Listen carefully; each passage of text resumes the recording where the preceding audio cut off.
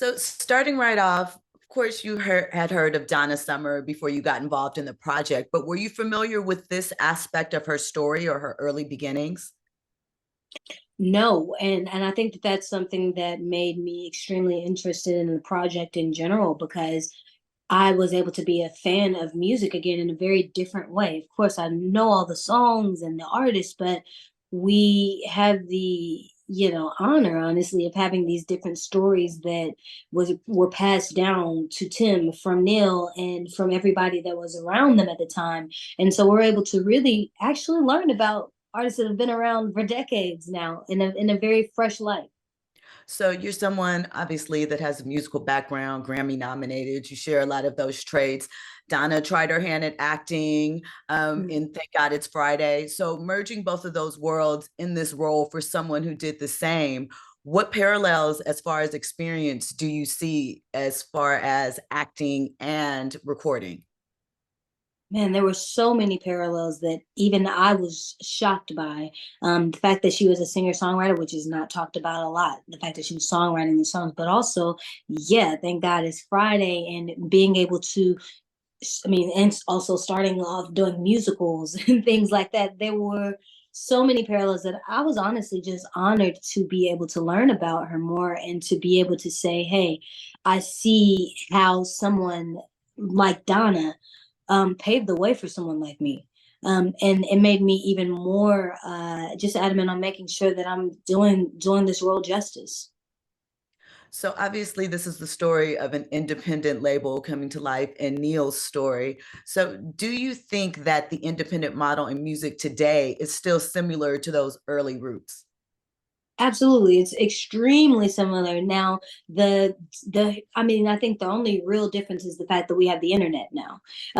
And so of course that changes the music business when it comes to streaming and things like that. However, as far as kind of being the underdogs kind of fighting this big system, we have it even more so now, and it started because of people like Neil, and to see how they were doing their version of an indie label versus our version of an indie label, is completely different. But there were so many things that were very similar and set the foundation for what we are able to do now as independent artists. So involving in this project, of course, I have to ask you, there's so many great artists that were a part of the legacy of Casablanca, Buddha before that. Who's your personal favorite? Oof, I don't have a favorite. I think it's hard for me to choose because of the fact that they're all so different and I respect so many different things about them. I love that, as far as being a singer-songwriter that was pop R&B, Donna, but as far as being someone who was writing kind of on the guitar and things like that, Bill Withers. But as far as somebody who was going over the edge to make sure that their show was popping, Kiss and I think they all had these incredible things that went into what made them so unique. And I think that's just also what I love about Buddha Casablanca Records is the fact that they were able to be so versatile in their approach towards breaking these very different artists. There wasn't a one stop. So I definitely am like, it's really hard to choose a favorite when they all did something amazing very differently.